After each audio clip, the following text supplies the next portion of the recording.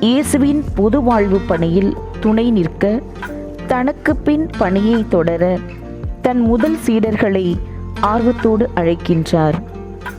முதல் சீடர்களாகிய இரட்டை சகோதரர்கள் சீமோனையும் அந்திரேயாவையும், செபதேயுவின் மகன்கள் யாக்கோபுவையும் யோவானையும் இயேசு அழைக்கின்றார்.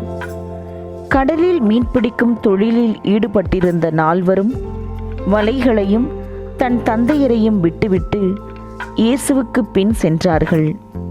ஆம், இயேசுவின் அழைப்பில் நம்பிக்கை வைத்து உறவுகளையும் உடைமைகளையும் உணவுக்கான உத்தரவாதத்தையும் இழந்து இயேசுவின் பின் சென்றவர்களுக்கு கிடைத்த வெகுமதிதான் மனிதரை பிடிப்பவர் ஆக்குவேன் என்ற வாக்குறுதியின் உயிர் மூச்சாக விளங்கும் திரு அவை.